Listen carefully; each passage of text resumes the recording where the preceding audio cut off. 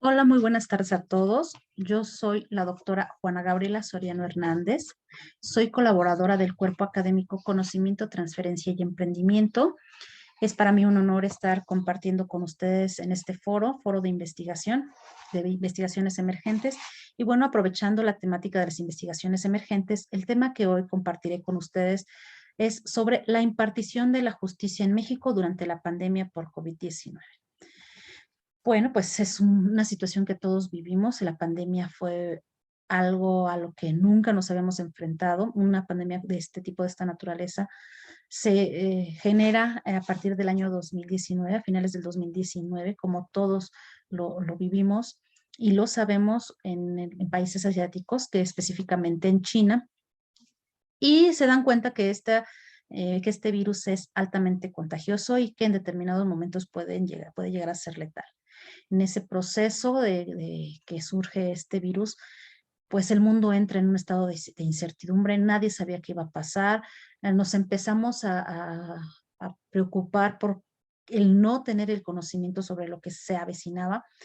Y bueno, en la impartición de la justicia, pues fue una situación que tuvo que adaptarse, tal como nosotros y muchas de las situaciones que nos tocó vivir.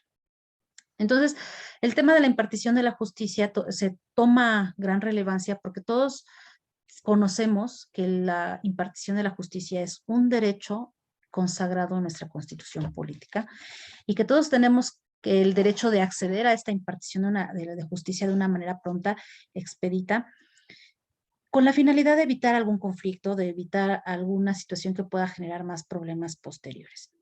Y bueno, es en el año 2000 en México, a partir del mes de marzo, que se establecen estrategias para evitar que los contagios se sigan propagando. En ese mes, algunas instituciones públicas deciden frenar actividades, evitar en la mayor medida posible que se pudiera generar un contagio masivo, y entonces muchas dependencias de gobierno lo que hicieron fue parar las actividades.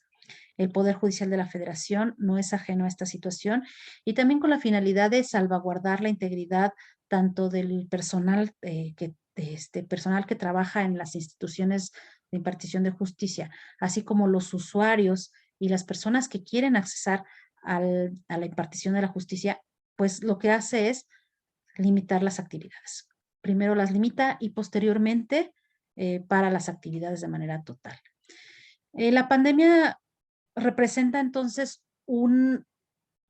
primeramente un problema para la impartición de justicia, porque al no tener acceso a los juzgados, a los expedientes, etcétera, etcétera, pues genera un caos grave en esta impartición de la justicia y el rezago se empieza a hacer más evidente. De por sí, nuestro sistema judicial no es el más rápido del mundo, pues con lo de la pandemia lo que se vio es un incremento en la lentitud y en el rezago. Entonces se tienen que empezar a crear muchísimas estrategias para evitar en la mayor medida posible, pues que se salga de un Estado de Derecho. Y aquí es muy importante hacer hincapié en la parte del Estado de Derecho. Recordemos que en México, como en todos los países, se cuenta con legislación.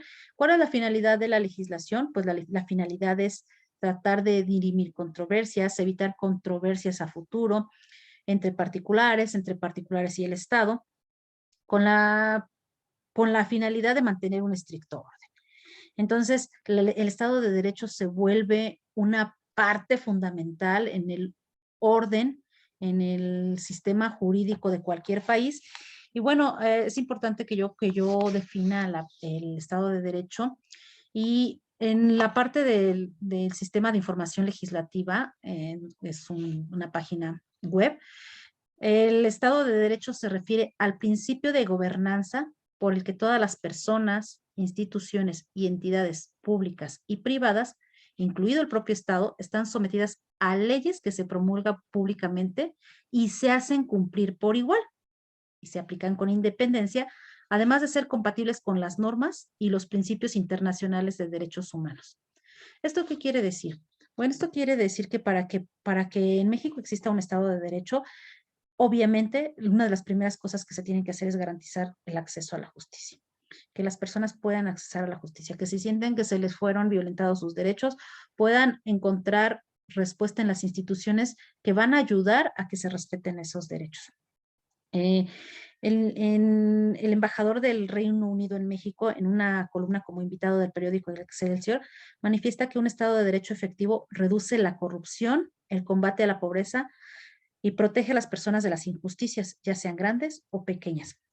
Y dice también que el Estado de Derecho constituye los cimientos para lograr mantener comunidades prósperas y en paz con oportunidades iguales para todos. Y bueno, para poder garantizar este Estado de Derecho tenemos una institución que se denomina Poder Judicial de la Federación. El Poder Judicial de la Federación es un órgano encargado de resolver los conflictos entre las personas y entre los órganos del poder público, es decir, entre particulares o entre particulares y dependencias gubernamentales. Y lo que pretende primeramente es proteger los derechos establecidos en la Constitución, en los tratados internacionales, en la legislación en general. El Poder Judicial es un escudo con el que cuentan las personas para poder frenar aquellos actos arbitrarios o contrarios a nuestros derechos que se pudiesen presentar, realizados, como les decía, por particulares o por el mismo gobierno. Entonces, el Poder Judicial, que es el encargado de brindar este acceso a la justicia en México, tiene diferentes funciones. ¿Qué funciones pueden tener? ¿Qué funciones tiene el Poder Judicial de la Federación? Bueno, entre sus funciones se encuentra la de interpretar las leyes. Recordemos que es el Poder Legislativo quien se encarga de generar las leyes y al Poder Judicial lo que le corresponde es darle interpretación a esas leyes para poderlas aplicar al caso concreto. También le corresponde resolver los problemas, es decir, dirimir alguna problemática que se pueda suscitar entre las particulares. Otro de sus fines es proteger los derechos humanos que son avalados por nuestra Constitución y por los tratados internacionales. Y también sirve como un órgano de equilibrio entre los otros dos poderes, que son el poder ejecutivo y el poder legislativo. Pero su función primordial, en la que recae la parte grande de la importancia del Poder Judicial de la Federación, es la impartición de la justicia. Y bueno, para proteger nuestros derechos, para proteger la vida, la salud, etcétera, etcétera, pues el Poder Judicial tuvo que restringir el derecho de acceso a la justicia con la finalidad de que las personas que trabajaban o que trabajan en ese Poder Judicial no se vieran afectados o contagiados por la parte de la pandemia. Y como tal, pues en determinados momentos establece restricciones a las actividades. Y bueno, acordémonos que ya en esta parte de la impartición de la justicia, nuestra Constitución se establece que toda persona tiene derecho a que se le administre justicia por tribunales que estarán expeditos para impartirla en los plazos y términos que fijen las leyes, es decir, de manera pronta. Va a emitir resoluciones de manera pronta, completa e imparcial. Esa es una parte importante. Todo esto que les estoy mencionando está garantizado por el artículo 17. Y recordemos que, como les había mencionado hace unos momentos, el acceso a la justicia es un derecho fundamental, porque con ese nos va a servir, ese se va a poder avalar la igualdad entre las personas y también para poder reclamar el respeto a cada uno de los derechos con los que contamos. Y entonces aquí tenemos que esta impartición de la justicia se tiene que cumplir por dos vías. La primera que tiene que ver con la procuración de esa justicia. El Estado tiene la obligación de procurarnos esta justicia y eso tiene referencia a la parte del cumplimiento de la normatividad. Y por la otra vía que es la impartición de la misma. O sea, nos va a procurar de esta justicia, pero también la va a impartir. Es decir, va a ser el órgano que se va a encargar de dirimir las controversias que se puedan presentar. Y bueno, esta impartición de justicia tiene que ser de calidad, eficaz, eficiente, pronta y expedita. Todas las personas, todos los seres humanos tenemos derecho a ser juzgado dentro de los plazos que están establecidos en nuestra legislación y los servidores públicos de las instituciones tienen el deber de procesar y procurar la impartición de esta justicia. Deben atender las solicitudes de las partes con prontitud, sin causar dilaciones, sin establecer diferencias, y todo esto está establecido en nuestro artículo 16 del Código Nacional de Procedimientos Penales. Bueno, pero ¿qué sucede cuando hay situaciones que pueden alterar esta impartición de justicia? Como el caso de alguna situación superviniente o algo que imposible de predecir. ¿Qué se hace? Bueno, lo que se hacen son generar estrategias que permitan que esta impartición de justicia siga llegando. Aquí algo que nosotros tenemos que tener muy claro es que hubo diferentes momentos en esta impartición de la justicia.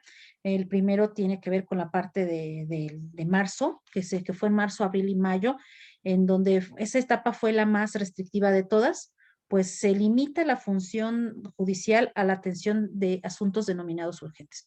Sacan un comunicado estableciendo cuáles son los asuntos que se consideran urgentes y los demás pasan a segundo plano. En esa etapa del 18 de marzo al 5 de mayo del 2020, el proceso de la impartición de la justicia se ralentizó. Hubo muchísimo rezago. Pero esto no se puede parar y por lo tanto, a partir del 6 al 31 de mayo del 2020 se posibilita la resolución de algunos asuntos que se iniciaron de manera física antes de la suspensión de actividades y alguna reanudación de juicios de amparo que comenzaron durante el transcurso de forma virtual. Después, ya posteriormente, del 1 de junio al 31 de julio, se permite además también el inicio de nuevos juicios exclusivamente por la vía digital en asuntos no urgentes, fíjense, hasta el 31 de junio. Y ya a partir del 1 de agosto del 2020 se empiezan a reanudar los plazos procesales en todos los asuntos y tuvieron que ser a partir de pues la disponibilidad con la que se contaba. Recordemos que cuando se da también la parte de las segundas etapas, la segunda etapa de la pandemia, que se vuelve a resurgir los contagios, el personal de los juzgados, el personal del Poder Judicial no fue excepción y también se contagió y entonces eso hacía que hubiera menor número de personas que podían atender esta impartición de justicia. Bueno, ¿qué genera esta suspensión de actividades? Genera que se tengan que crear estrategias para evitar en la mayor medida posible que se limite el acceso a la justicia. Y bueno, de manera general, ¿qué se hizo? Bueno, lo primero que se hizo es atender las necesidades a través de los medios electrónicos. Es decir, hacer uso de la tecnología para poder darle cauce a la impartición de la justicia. Y entonces se crean plataforma o la plataforma con la que se contaba se mejora, se hace más amigable y se crea un sistema de citas. Por ejemplo, esa fue una gran estrategia que se crea un sistema de citas en línea, de citas electrónicas para la atención de las personas usuarias. Ya tenías que acceder con un usuario, una contraseña, y eso permitía que pudieras tener acceso a la información. También se empiezan a diligenciar las audiencias de manera virtual, en tiempo real, en donde los servidores o funcionarios públicos atendían y le daban seguimiento a las demandas que se pudieran estar llevando a cabo, a cualquier proceso judicial que se pudiera estar llevando a cabo en esos momentos, y para evitar que se expusieran las personas, se les dio la opción de hacerlo vía virtual, a través de sus oficinas virtuales, en donde también podían checar expedientes, en donde podían promover los asuntos, incluso verificar el estatus de la tramitación del mismo en esas oficinas virtuales. Entonces, para finales del confinamiento, el portal de servicios en línea del Poder Judicial se convierte en una herramienta de gran ayuda y hasta indispensable para todos los usuarios. Con estas estrategias, lo que hace es lograr minimizar el impacto del rezago. La impartición de justicia se ve muy, muy afectada y, y el reto en realidad consistió no nada más en generar herramientas tecnológicas, sino en la capacitación tanto de los servidores públicos como de los abogados litigantes, quienes recordemos que muchos no tenían o no habían tenido contacto directo con la tecnología. Entonces, esto sirvió muchísimo en esta parte, fue en beneficio de la actualización de los abogados, de la actualización de los servidores públicos, porque obligó a las personas a interactuar con el mundo digital, a interactuar con la tecnología, a buscar las maneras de solucionarlo. Muchos que, por ejemplo, ni siquiera tenían una firma electrónica, tuvieron que tramitarla, ver cómo era. Algunos que no sabían prender una computadora para llevar a cabo una videoconferencia, pues tuvieron que aprenderlo para poder llevarla a cabo las audiencias. Y al final representa un gran impacto en esta actualización, en en este aprendizaje, tanto de los servidores públicos como de los abogados litigantes, e inclusive hasta con las partes del proceso, porque se vieron en la necesidad de generar estas estrategias, de generar ideas y, por supuesto, capacitarse para poder entrar en este mundo digital. Y bueno, de manera de conclusión, algunas personas afirman que durante la pandemia se ve afectada la transparencia porque pues no se permitía la publicidad como principio, la publicidad de los asuntos, de las audiencias, etcétera, etcétera.